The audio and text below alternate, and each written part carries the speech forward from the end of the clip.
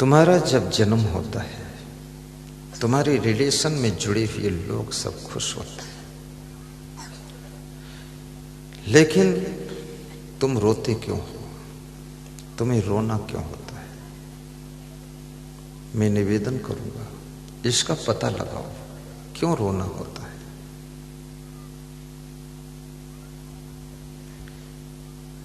इसलिए रोना होता है कि मां के गर्भ के अंदर जो सुविधा मिलती है, जो आराम मिलती है मां के गर्भ के अंदर, वो सुविधा और आराम बाहर कहीं नहीं है।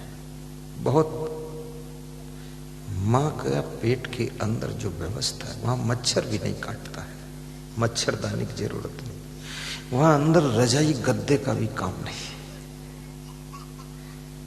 मां के पेट के अंदर गर्मी भी नहीं, ठंडी भी नहीं, कुछ नहीं, एयर कंडीशन मौसम है,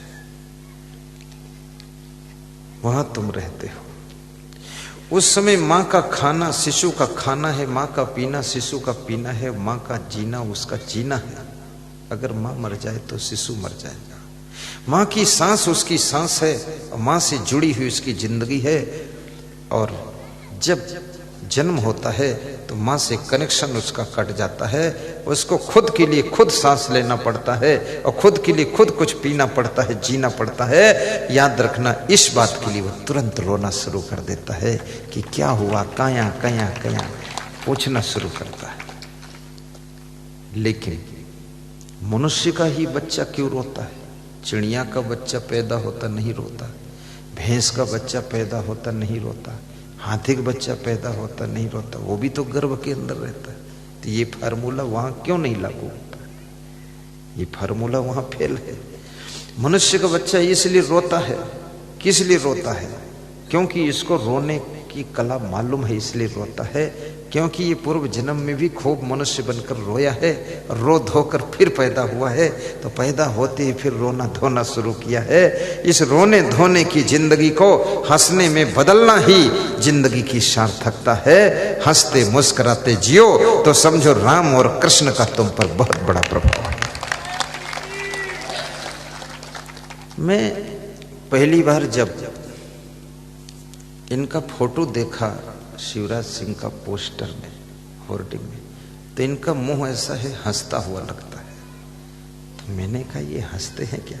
फिर साक्षात एक बार मिल गए उज्जैन में, प्रवचन था, तो देखा उनका मुंह ही ऐसा बना है कि वो ना हंसे तो भी लगता खुश है बहुत, ऐसा कुछ दांत है। और उनकी सरलता नम्रता से भी मैं प्रभावित हुआ और धन्यवाद दिया उनको कि ऐसा तुम्हें चेहरा ही मिला है कि लगता है हंस ही रहे हो। किसी किसी को ऐसा चेहरा मिल जाता है।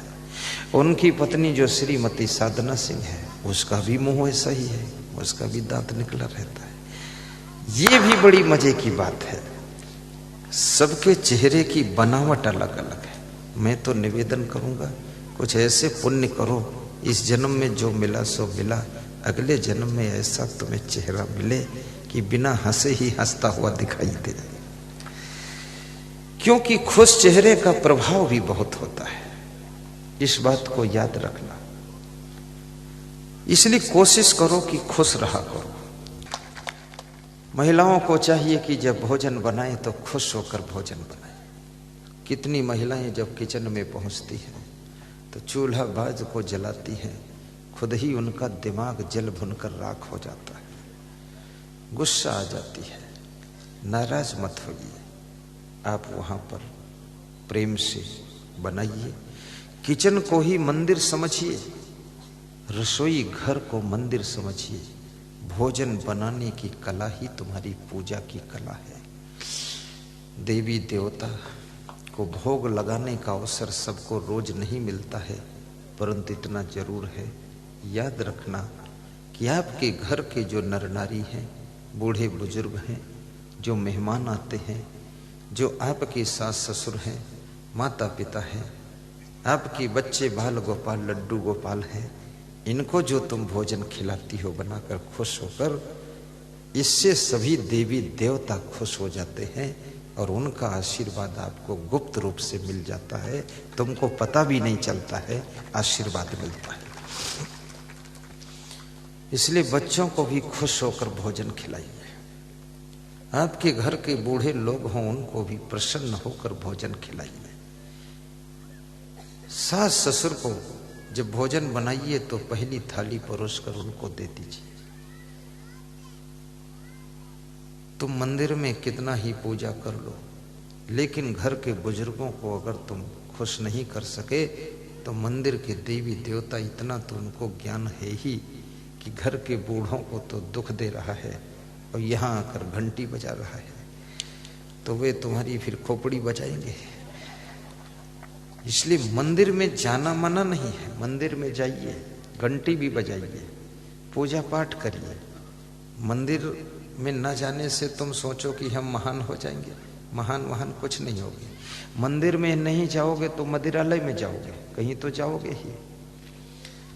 जो मंदिर का विरोध करते मंदिर में नहीं जाते हैं वो मदिरालय में ज्यादा जाते हैं हिंदुस्तानी पर इंग्लिश बियर खरीदते हैं। इंग्लिश बियर पी करके हिंदी भी आती नहीं, अंग्रेजी में बोलते हैं, ओड़ो करते जा रहे हैं।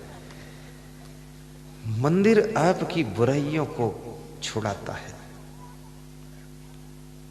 एक सज्जन ने तर्क किया था किसी से, मुझसे तो नहीं किया, कहा कि ये शिव जी को जो सावन में दूध चढ़ाते हैं, ये दूध अगर गरीबों के बच्चों को बांट देते तो कितना अच्छा होता।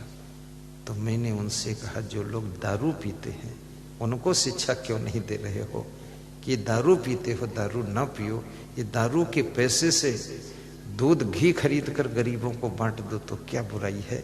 ये शिव जी के दूध में क्यों उधर खींचा खींची मचा रखी है।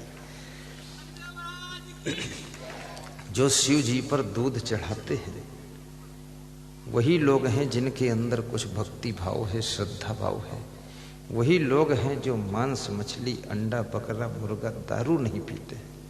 वो 100 ग्राम दूध चढ़ा देते हैं, उसी दूध की श्रद्धा से उनकी जिंदगी भी दूध जैसी निर्मल है, सफेद है। और जो लोग दारू पीते हैं उनको समझाइए कि वे दूध खरीद करके वे क्यों नहीं बांटते हैं।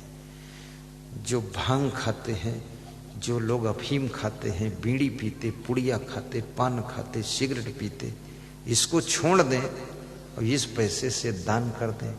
तो क्या तुम्हारे कहने से कोई दान करेगा? लोग कहेंगे हम पुड़िया भी खा लेंगे और दान भी कर देंगे, पुड़िया न छोड़वाओ। एक सज्जन मेरे पास आए, बोले कि शराब पीता हूं लेकिन दान भी करता हूं। तो ये शराब पीना गलत है गुरुदेव, पर दान देना तो ठीक है ना? हमने कहा बिल्कुल ठीक है।